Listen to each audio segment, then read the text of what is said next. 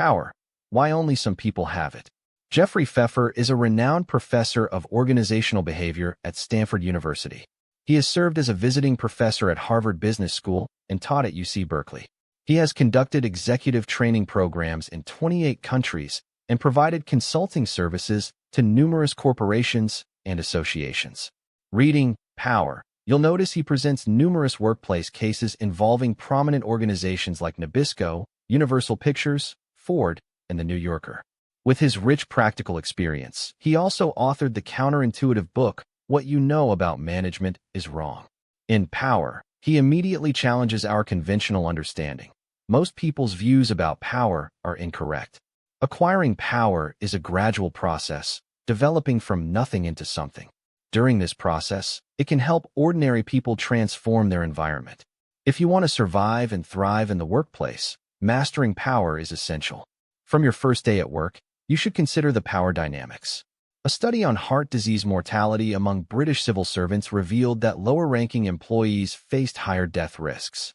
This is because people lacking power and status can't control their work environment, leading to helplessness and stress, which damages their health. Those with power don't experience such stress and health issues. In a collaborative organizational environment, achieving goals always requires leadership, and power is a crucial component of leadership. Many people believe that working hard is enough, that the world is fair, and that power naturally follows good performance. However, the author points out this as a common misconception. In reality, the world isn't fair, and hierarchical structures exist everywhere in human society, creating inevitable status differences. When we enter an organization, our gender, age, and educational background immediately determine whether our status is higher or lower than others. Moreover, one's status follows them from one context to another, like a shadow you can't shake off. Let me illustrate this with an example. Years ago, Goldman Sachs had a CEO named John Corzine. After leaving banking, he became a U.S. Senator and later the governor of New Jersey. Though banking and politics are entirely different fields, he excelled in both. Why? Because when you have enough wisdom to succeed and reach a high position in a highly competitive field, you can carry that status into completely different areas. Your established status transfers across contexts. Status, and the inequality it creates, is something we can never truly escape. Research shows that people actually prefer hierarchical differences. For instance, when a group faces an important task, they naturally form hierarchies, believing it brings stability and efficiency to the team. This is an unconscious acceptance of hierarchical structures. This raises a question. If hierarchies are everywhere and people subconsciously accept them, can we really call this world fair? People's belief in a fair world stems from what psychologists call the just world hypothesis. This assumption suggests that if the world is fair, following the rules will keep everyone safe. If inequality exists, life becomes unpredictable and uncontrollable. People naturally seek control as it provides security. When things feel out of control, they experience anxiety, frustration, and depression. That's why people prefer believing they live in an equal world. However, this mindset can be paralyzing, making people overlook their need for power. They mistakenly believe power comes with time, when in reality, power must be actively pursued. So how does one acquire power? First, we must understand that performance alone doesn't determine our power status. In 2004, a Florida County School Board hired a former New York City education administrator as superintendent to improve a struggling school district. This superintendent, named Crew, spent 4 years solving the district's problems and improving student performance. He was named Superintendent of the Year in 2008. 6 months later, the board's response was to fire him. Why was America's best superintendent fired? Because Crew and the board had different priorities. While Crew focused on improving education quality, the board was more concerned with controlling the district's $4.5 billion budget and 50,000 positions. Despite Crew's excellent performance, this misalignment of priorities led to his dismissal. But it missed the mark. Let's look at a completely opposite example. Tina Brown, an American editor, worked at Vanity Fair for 8 years and increased its circulation to 1 million copies. Later, at The New Yorker, she boosted newsstand sales by 145%.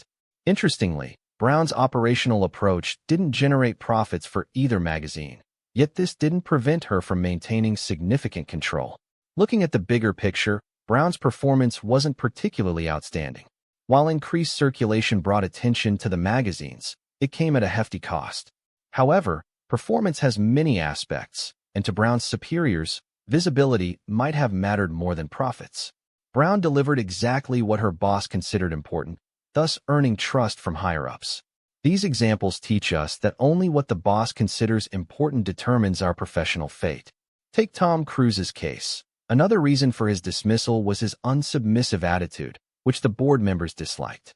If you want to secure your position and build a power base, the most reliable method is to make those above you feel good about themselves, primarily through flattery. Psychologically, people tend to avoid negative feedback and prefer positive information. Flattery satisfies this tendency and creates reciprocity. Much like when you treat someone to dinner, they feel compelled to return the favor. Think about it. If you criticize your boss, especially about sensitive matters, you'll trigger their insecurities and likely face consequences. Therefore, the first key to gaining power is understanding that performance alone doesn't determine status. We must prioritize relationships with superiors at least as much as we do performance. The second key to gaining power is choosing the right starting point. While people often gravitate toward core business departments, thinking they're the fastest route to power, these departments typically have the most talented competitors and rigid career paths. For rapid advancement, it's better to seek positions that aren't fully developed or utilized. After World War II, young professionals joined Ford Motor Company not in key departments like design or engineering, but in finance and accounting. Years later, most of this group became top executives.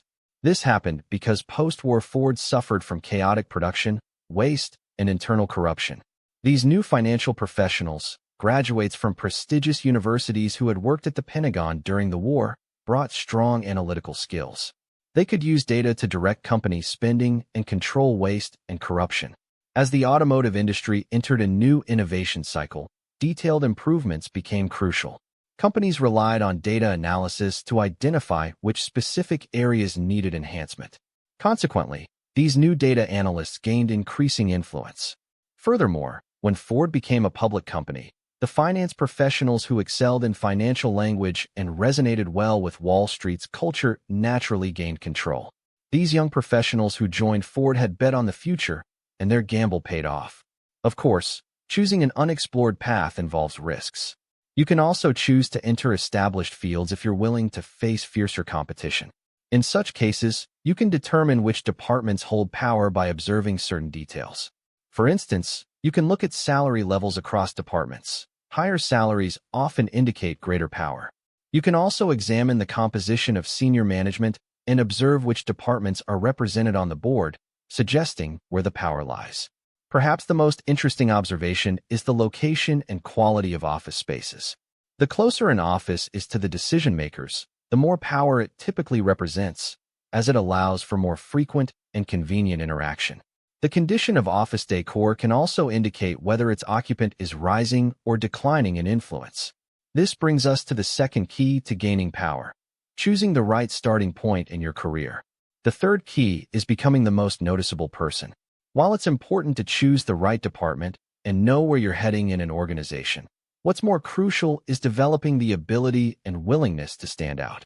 Otherwise, you're leaving opportunities to your competitors. We see numerous advertisements daily, and their effectiveness isn't measured by taste or artistry, but by memorability. Psychology confirms that people prefer familiar things, and repeated exposure increases retention. On the path to power, making yourself memorable means you're more likely to be chosen in crucial moments. There's a story about an American marketing expert named Keith Ferrazzi. Upon graduating from Harvard Business School, he received an offer from Deloitte. Interestingly, Ferrazzi took control of the situation by insisting on meeting the managing partner. When they met, he accepted the offer with one condition: an annual dinner with the partner, who agreed. Few people dare to engage with company leaders this way, especially during the hiring process, let alone requesting annual dinners with the boss. Ferrazzi impressed his superiors deeply through his exceptional work methods. More importantly, the annual dinner served as a channel to communicate with those in power. This created more opportunities for Falassi to secure higher positions in the organization and gain more authority. Later, his supervisor noted that this was Falassi's technique. It was through these methods that he reached the pinnacle of his career. Making requests like Falassi did proved to be an effective way of expression. Often, we're afraid to make requests, thinking it might make us unpopular or work against us. But does being likable necessarily lead to power? Not really. We need to understand this logic.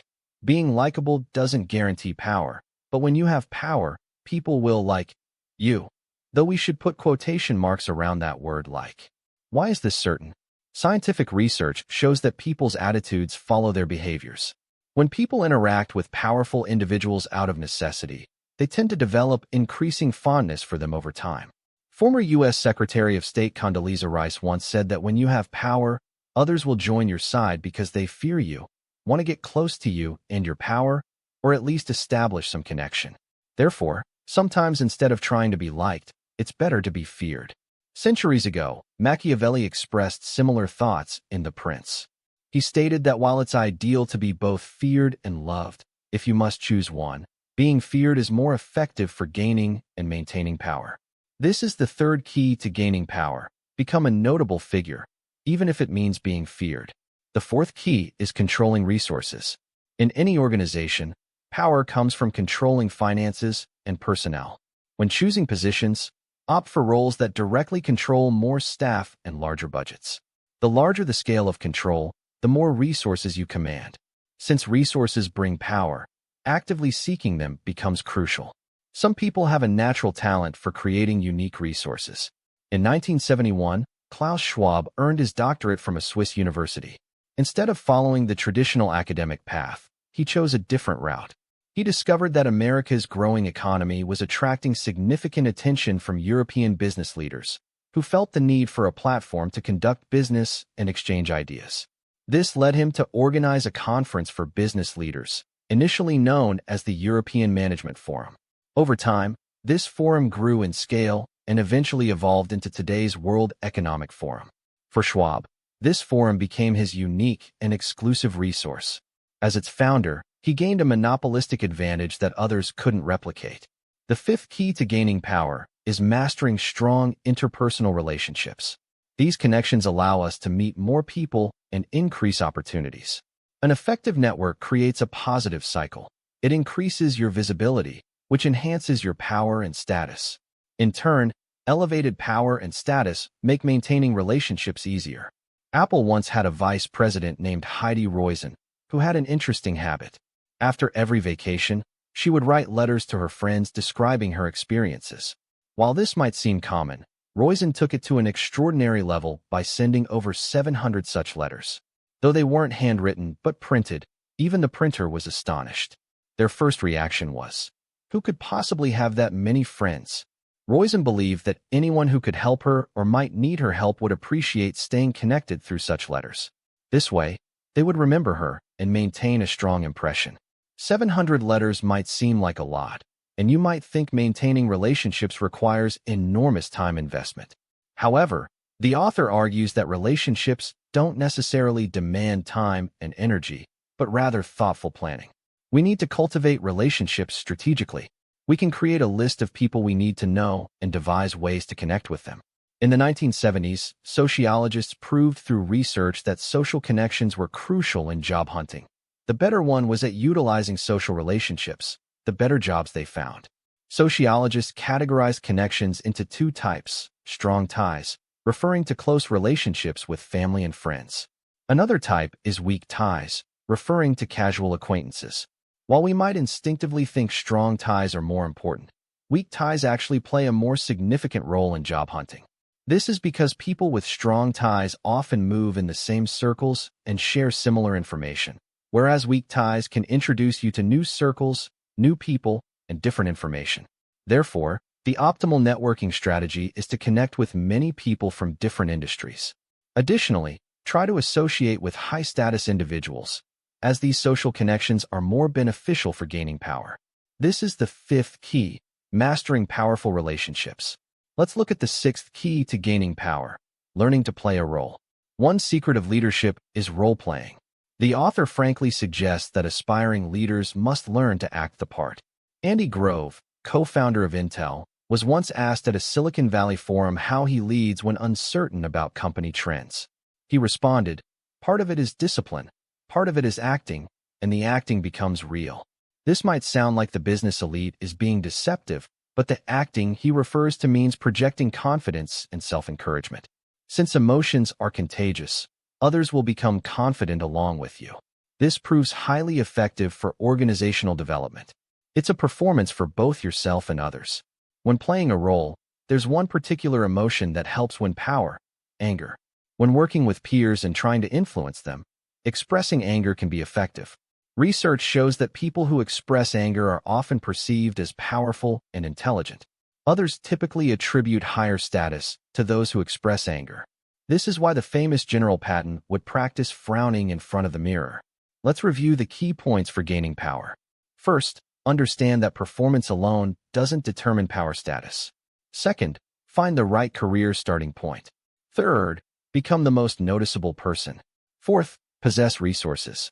Fifth, master powerful relationships. Sixth, learn to play roles. These keys are all offensive strategies. Once you've gained power, you'll need to master some defensive techniques to maintain it. Let's discuss those next. How to maintain your power. There's a famous saying, "Power corrupts." In most cases, this rings true. Psychologists have discovered that power leads to approach-oriented behavior, meaning it makes us more proactive in pursuing what we want. During this process, rule-following behavior tends to be suppressed. When people gain power, they enter a power mindset. This mindset can make people become rude and inconsiderate, overconfident, stubborn, and increasingly likely to treat others as mere supporting characters while disregarding their feelings. This often leads to power holders losing support and ultimately falling from grace. To avoid such situations, those in power need to maintain insight into others' feelings while keeping themselves balanced and consistent with who they were before. A former chairman of a Swiss insurance company had an excellent method for maintaining balance. He would regularly spend time in the village where he attended elementary school. In the eyes of the locals, he was still the same as when he was 7 years old, which helped him stay grounded. This is the first key to maintaining power: keeping insight and balance. The second key is to avoid excessive trust in others. If you trust too readily, people might undermine you when your guard is down. Trust should be earned based on actions, not given blindly. The third key is patience. Dr. Mitch Maydeek, former president of Florida International University, served for 23 years. He explained that while managing a university of nearly 40,000 people, he had to regularly attend various events: weddings, coming-of-age ceremonies, fundraisers, and even funerals. Although he sometimes preferred doing other things, patience was essential. If he had dismissed these events as trivial or treated attendees with contempt, they would have found ways to challenge his position and potentially cost him his presidency. The fourth key is to evolve with the times. Robert Nardelli, former CEO of Gartner Group, managed with an authoritarian style, often ignoring shareholders' concerns. While this approach might have worked in the old days when autocratic management was common, times changed. People became exposed to new management styles and began expecting leaders who were better listeners and more stakeholder-focused. When Nardelli maintained his authoritarian style, shareholders removed him from his position. Finally, there's a philosophical aspect to maintaining power. Don't cling to it too tightly. At the end of every career, everyone ages and eventually loses power. After all, nothing lasts forever. It's best to leave the party before it ends. Before leaving General Electric, Jack Welch groomed many capable successors. Thus, he managed to depart with dignity while leaving behind a valuable legacy. Now, here are the 5 key points to maintain power. First, maintain insight and balance. Second, avoid excessive trust in others. Third, exercise patience. Fourth, keep up with the times. Finally, don't become overly attached to power. Through this discussion, the book, Power, teaches us one crucial lesson. The ability to gain power isn't an innate gift, but rather a skill that can be developed. The author believes this book can help us navigate workplace politics more effectively and with greater finesse.